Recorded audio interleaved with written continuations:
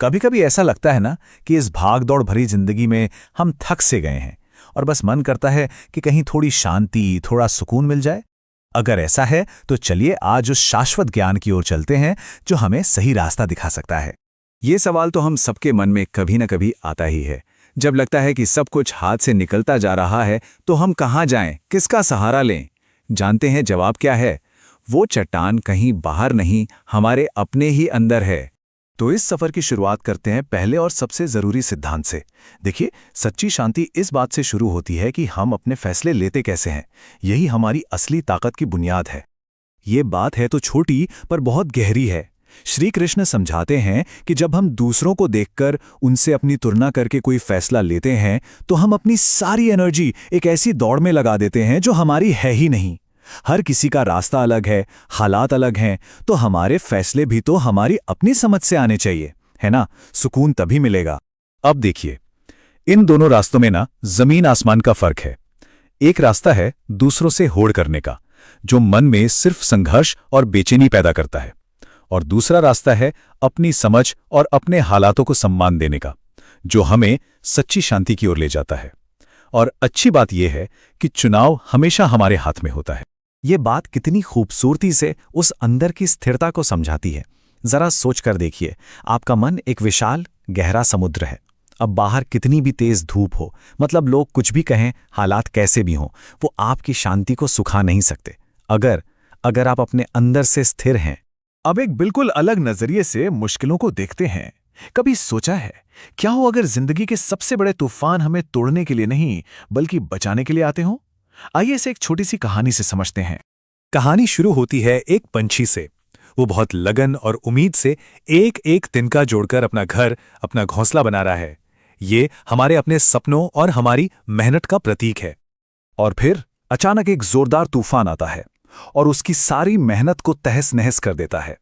यह ठीक जिंदगी की उन अचानक आने वाली मुश्किलों जैसा है जो हमारे बनाए हुए संसार को एक पल में बिखेर देती हैं और हम निराश हो जाते हैं। लेकिन तभी कहानी में आता है सबसे बड़ा मोड़।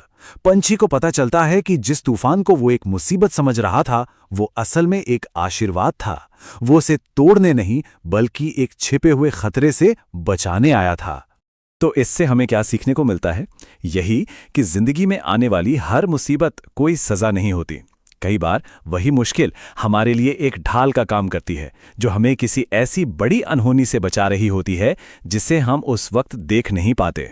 ये बात ना हमें उम्मीद और विश्वास का एक बहुत बड़ा संदेश देती है। अगर आज मुश्किलें हैं तो ये भरोसा रखना बहुत जरूरी है कि जिस शक्ति ने हमें उन मुश्किलों तक पहुंचाया है, वही शक्ति हमें उन मुश्किलों से बाहर भी निकालेगी।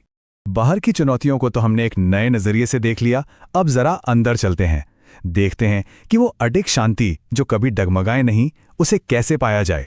तो मन की जो ये पीड़ा है, इससे बाहर निकलने का सबसे आसान रास्ता क्या है? ये दूसरों पर इल्जाम लगाने या हालातों को कोसने में नहीं है, बल्कि इसका उपाय है अपने मन को, अपनी सारी चिंताओं को उस परम शक्ति को सौंप देना और पूरा भरोसा रखना।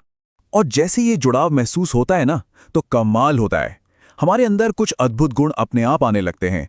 मन में गहरा सुकून, मुश्किलों को सहने की शक्ति, सबके लिए प्यार, खुद पर संयम और एक बिल्कुल नई पॉजिटिव एनर्जी। लाइफ में कई बार हमें इंतजार करना पड़ता है ना, और ये चीज हमें बहुत परेशान करती है। लेकिन जरा इसे इस एंगल से सोचकर देखिए, क्या पता ये इंतजार एक तैयारी का समय हो, ताकि जब हमें कुछ मिले तो वो हमारी उम्मीद से कहीं ज्यादा बड़ा और बेहतर हो। अच्छा, मन की शांति की बात तो हो गई। अब बात करते हैं कर्म की। इस ज्ञान को अपनी रोजमर्रा की जिंदगी में, अपने कामों में कैसे लाया जाए, चलिए देखते हैं।